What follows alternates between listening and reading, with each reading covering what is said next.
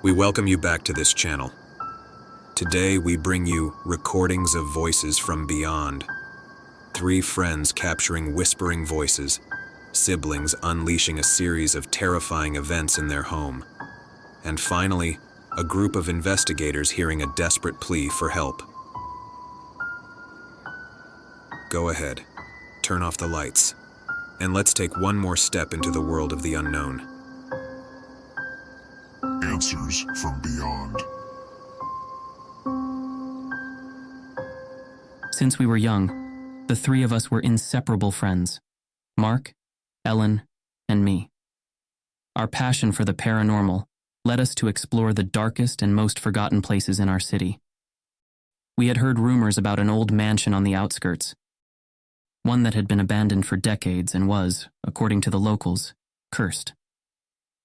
One autumn night, we decided to go there with an old voice recorder, hoping to capture the voices of those who supposedly still inhabited the mansion. Upon arrival, the facade of the house greeted us with its broken windows and the rotten wood of the front door. The full moon dimly illuminated the place, giving it an even more eerie look.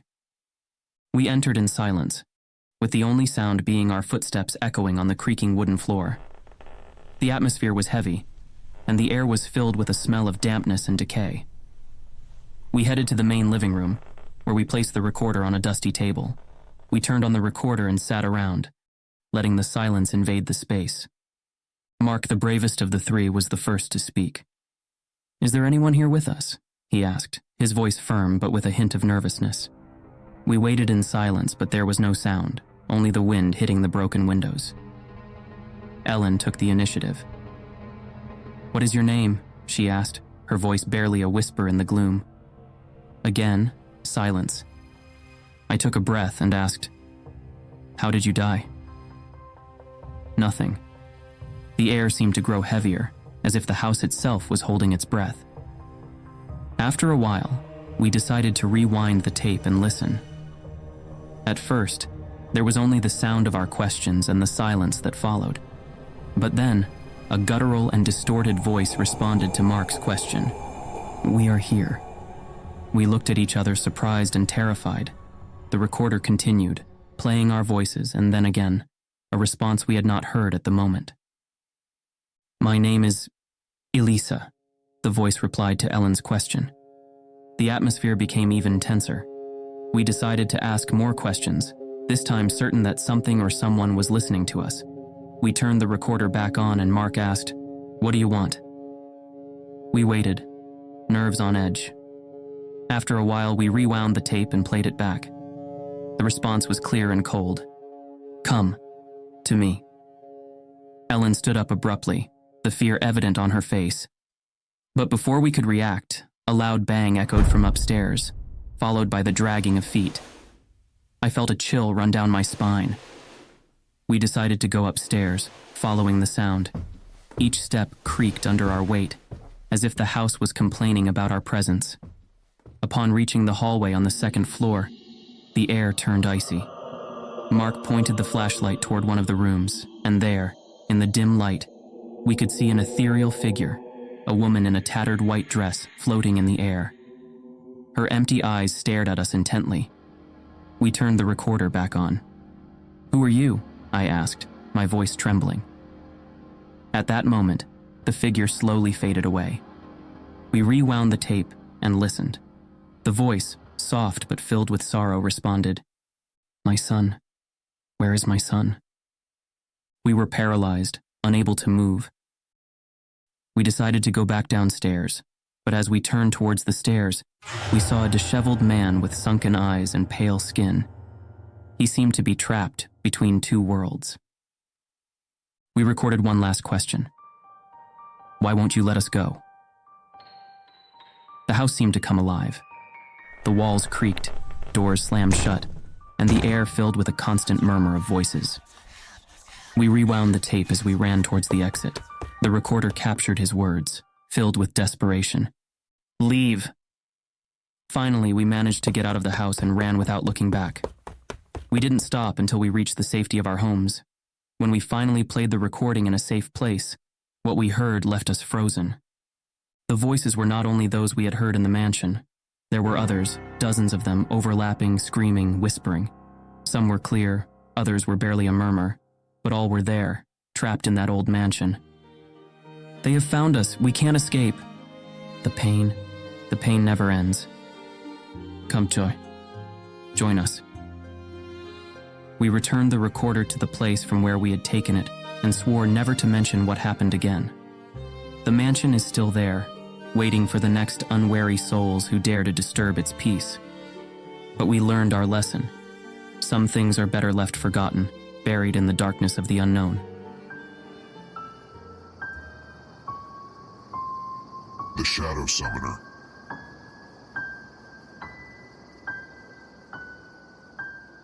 Since I was a child, I had heard rumors about the history of our house. Sometimes the neighbors would murmur among themselves when they passed by our door, talking about the old man who lived here before and died under mysterious circumstances. I always thought they were just town gossip. Until one night, I heard inexplicable whispers coming from the basement. It was as if someone was trying to communicate, but the words were unintelligible. The noises and objects that moved on their own became a common occurrence in our home. I tried to ignore these events, thinking my mind was playing tricks on me. One day, while browsing my phone's app store, I found an app that promised to capture audios and voices of paranormal entities. My curiosity mixed with a hint of fear, but I finally decided to download it.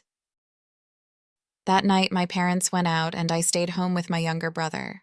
I told him about the app, and although he was skeptical at first, soon his curiosity was also piqued. We sat in the living room with the lights off and opened the app.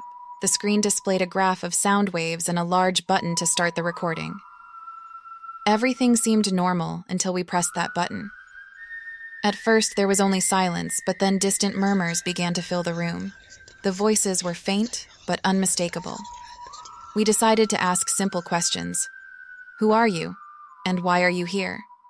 The response was immediate and chilling. A barely audible guttural voice whispered, "I am not alone." My brother and I looked at each other, frozen with fear. However, our curiosity pushed us to continue. "How many are with you?" I asked, my voice trembling. The response made us shudder. "All."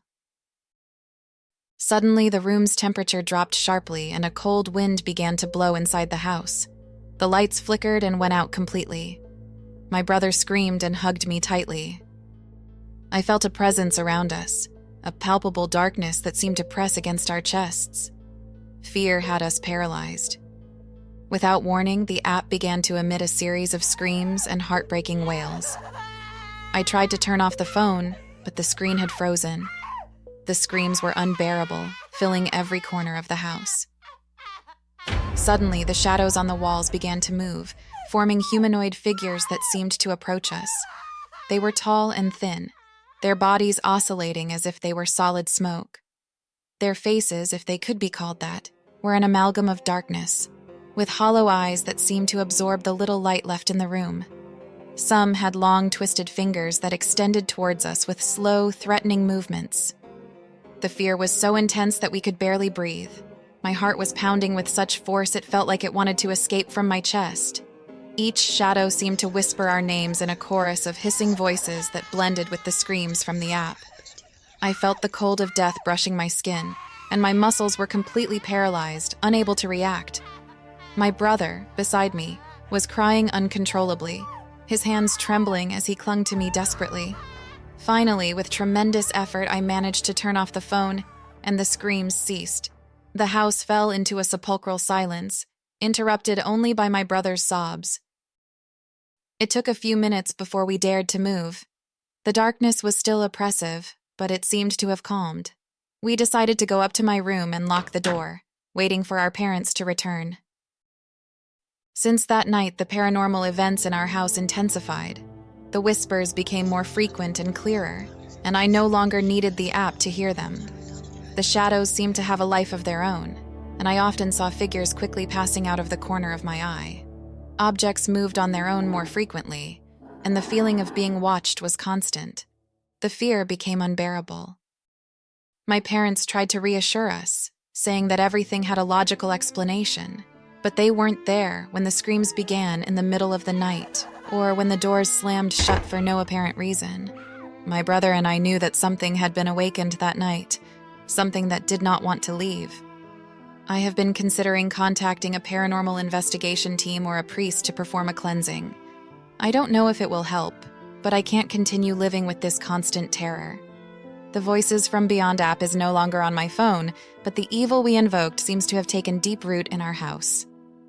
I don't know what the future holds, but one thing is certain. We should never have played with what we did not understand. And now, we are paying the price.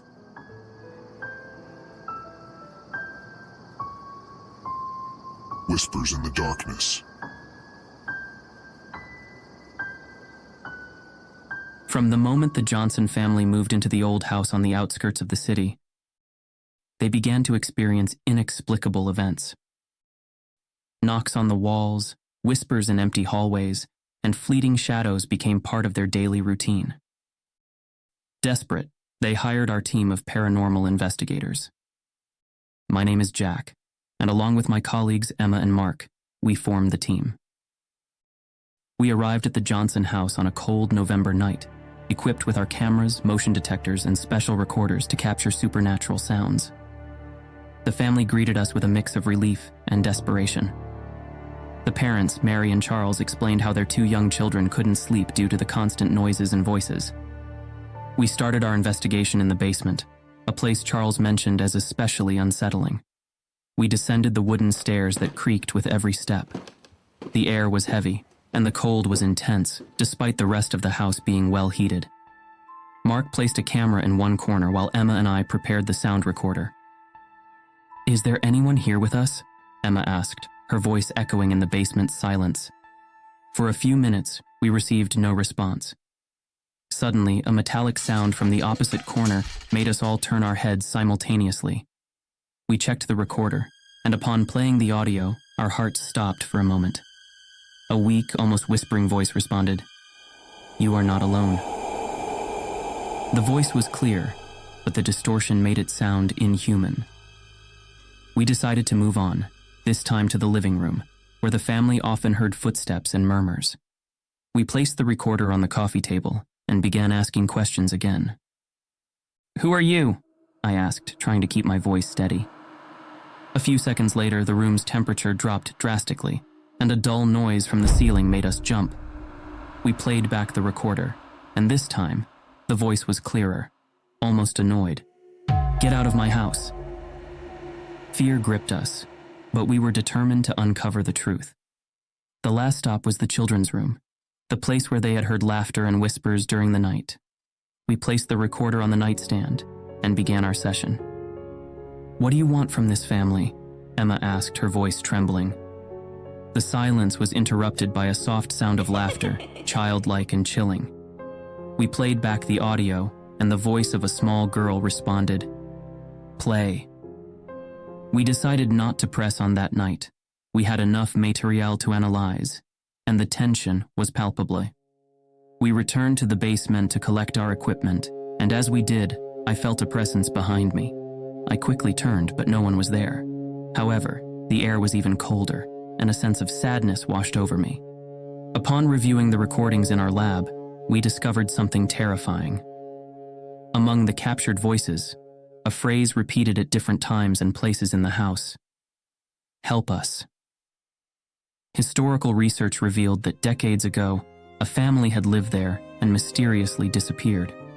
Local rumors spoke of a disturbed father who had lost his sanity and had done something terrible. We decided to share our findings with the Johnsons, who chose to move out immediately. The house was abandoned and remained as a sinister reminder of the events we had witnessed. The experience left a mark on me, and although we continue our investigations to this day, every time I play those recordings, I can hear those desperate voices asking for help. The spirits trapped in that house are still seeking the peace they never found in life.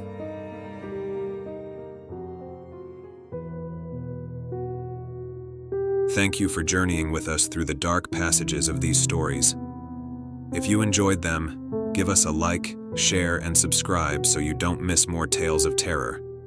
Until next time, where fear will once again be your companion.